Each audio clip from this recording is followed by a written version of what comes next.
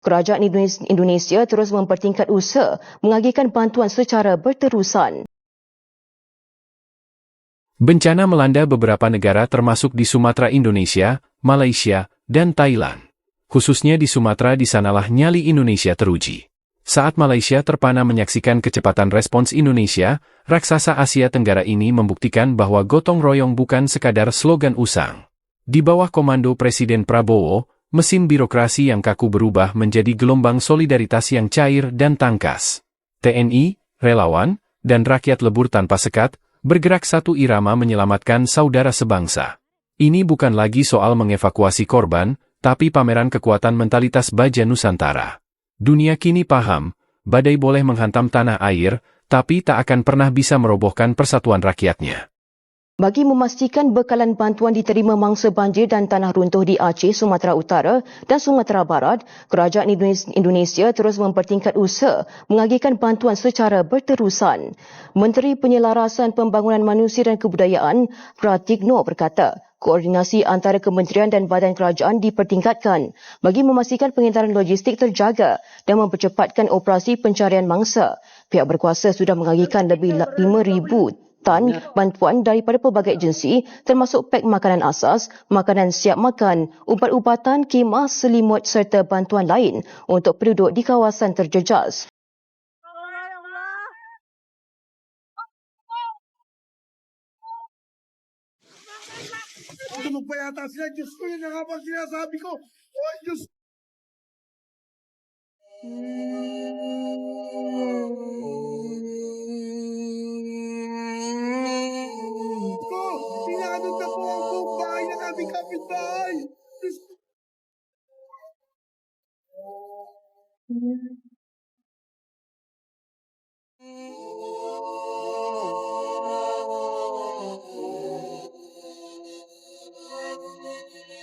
Alemão, muito bom.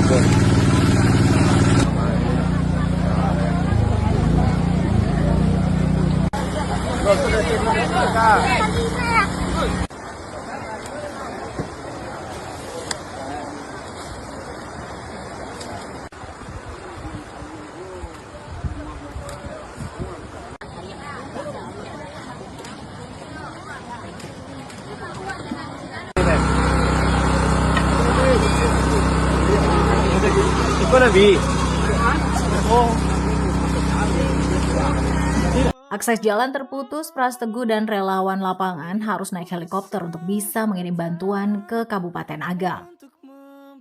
Kemudian lanjut untuk menembus pedalaman Aras Napal, Sumatera Utara. Jalan terputus harus naik sampan, dan Pras beserta relawan yang lain adalah rombongan pertama yang bisa masuk ke Aras Napal.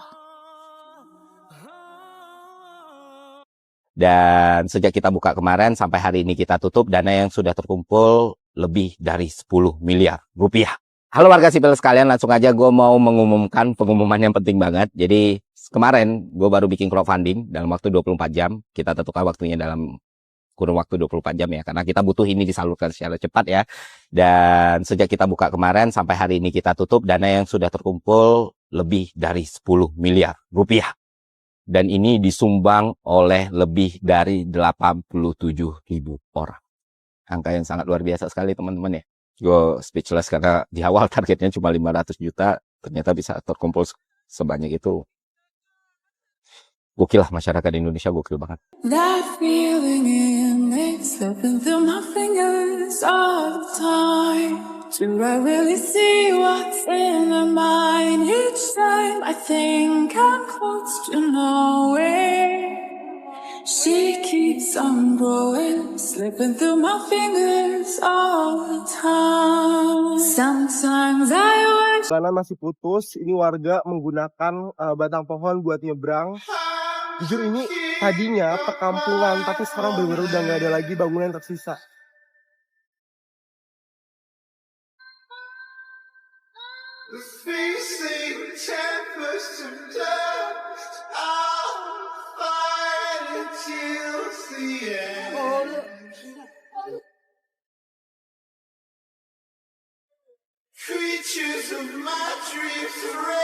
Jadi pas banjir itu udah di atas atap itu ya Pak ya? Ada yang di tower itu. Oh ya Allah. Ada yang nyaki di atap. Kenapa tangkapnya nyangkut?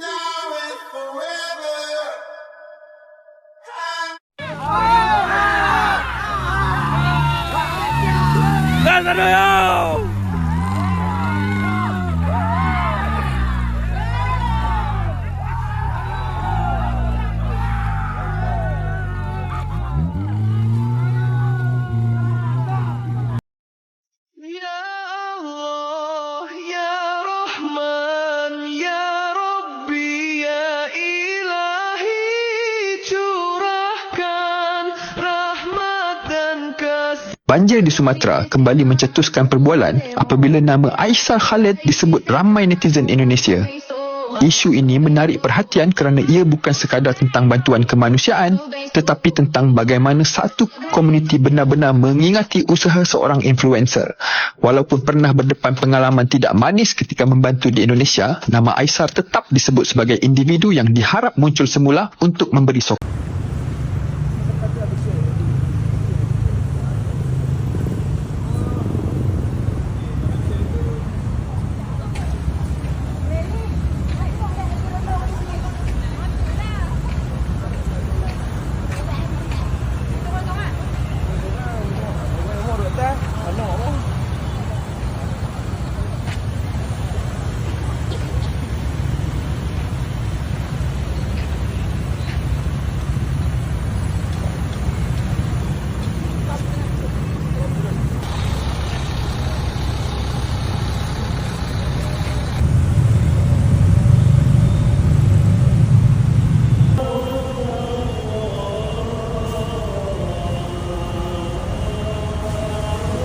Cetuskan kebimbangan berlakunya lebih banyak kerosakan di Indonesia dan Sri Lanka yang dilanda banjir selepas bencana sebelum ini meragut lebih 1,500 nyawa di 4 negara.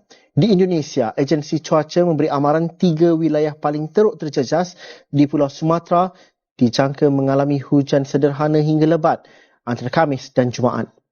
Hujan mula turun sejak Rabu malam dan walaupun tidak seteruk minggu lalu, ia tetap menambah kegusaran penduduk di kawasan yang masih trauma akibat banjir kilat dan tanah runtuh. Angka korban di Indonesia setakat 4 Disember kekal pada 776 orang, sedikit menurun berbanding hari sebelumnya apabila maklumat baru diterima dari kawasan terpencil yang sukar diakses. Lebih 560 orang masih hilang dengan komunikasi dan bekalan elektrik yang terputus menyukarkan usaha mengesahkan keberadaan mereka. Menurut seorang mangsa Sabandi, dia terperangkap di atas bumbung rumah selama 2 hari tanpa makanan atau air sebelum dapat dipindahkan. Apabila pulang, katanya, rumah dipenuhi dan diselaputi lumpur sehingga sukar untuk melangkah memasuki rumah. Monsun bermusim membawa hujan yang menjadi sumber penting bagi petani di seluruh Asia, tetapi perubahan iklim menjadikan fenomena itu semakin tidak menentu, sukar diramal dan berbahaya. 2 sistem cuaca berasingan membanjiri seluruh Sri Lanka, Sumatera, sebahagian selatan Thailand dan utara Malaysia minggu lalu. Skala bencana itu menjadikan usaha bantuan mencabar. Di Sri Lanka, peramal cuaca berkata monsun timur laut dijangka tiba pada pagi 5 Disember. Amaran tanah runtuh diperbaharui untuk beberapa kawasan paling teruk terjejas di Kandy Tengah dan penduduk dinasihatkan tidak pulang ke rumah kerana lereng boleh runtuh jika hujan berterusan. Meski duka menyelimuti kawasan, ketangguhan ini menjadikan Indonesia acuan bagi para tetangga. Kita membuktikan bahwa gotong royong adalah kekuatan mutlak, sebuah solidaritas nyata yang tampak berbeda dan sulit ditemukan di negara lain.